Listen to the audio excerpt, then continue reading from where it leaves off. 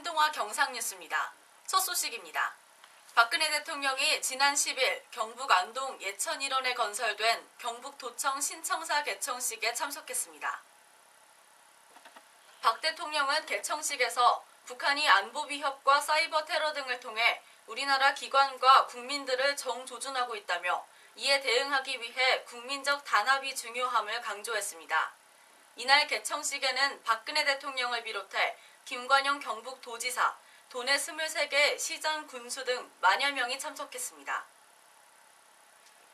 경북 의성군은 단밀면 낙정리에서 발견된 소나무 2그루가 소나무 제선증병에 감염됐다고 밝혔습니다. 지난 9일 예찰 조사 과정에서 감염 의심목이 발견돼 정밀 검사를 한 결과입니다. 이에 의성군은 방제대책 본부를 설치하고 감염목과 주변 소나무에 대한 긴급 방제에 나섰습니다. 또 반경 2km 이내 지역을 소나무 반출 금지 구역으로 지정하고 1km 이내 지역은 입산을 통제했습니다. 의성군 관계자는 제선증병의 확산 경로와 원인을 파악하기 위해 역학조사도 벌일 계획이라고 말했습니다. 경상북도는 시군 축산 방역 담당과장과 영상회의를 갖고 충남 지역에서 발생한 구제역의 원천 봉쇄에 적극 나섰습니다. 현재 충남에서는 강도 높은 방역 조치를 취하고 있음에도 구제역이 지속적으로 발생하고 있는 추세입니다. 이처럼 상황이 급박하게 돌아가자 도는 방제 차량을 총동원해 소독을 강화하고 모든 우제류 가축에 대해 철저한 백신 접종 등을 실시합니다.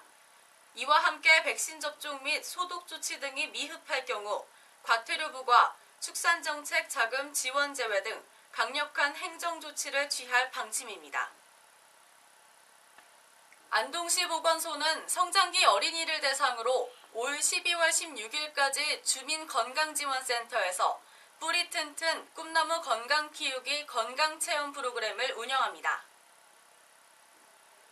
프로그램은 식중독과 각종 감염병 사전 예방을 위한 교육과 어린이 비만 편식 예방을 위한 요리 실습 체험 영양교육 등이 마련되어 있습니다.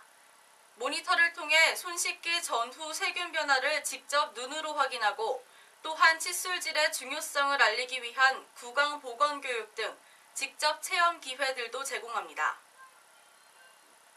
경상남도가 흩어진 근대 건축문화 유산 실태를 조사해 의미 있는 60선을 관광 자원화한다고 밝혔습니다. 발굴 조사 용역은 건조물 소유자와 해당 전문가 등의 협조를 받아 현장을 방문해 전수조사했습니다. 도는 도민과 관광객이 이러한 건축문화유산을 체험할 수 있도록 홍보사진첩을 만들고 이를 소개하는 가이드북과 홈페이지, 모바일 앱을 개발했다고 발표했습니다. 앞으로 지자체와 문화유산 소유자가 협조해 유산관리와 활용 계획을 세우고 필요한 부분은 조례를 제정해 지역 관광자원이 되도록 할 방침이라고 밝혔습니다. 뉴스를 마칩니다. 시청해주신 여러분 고맙습니다.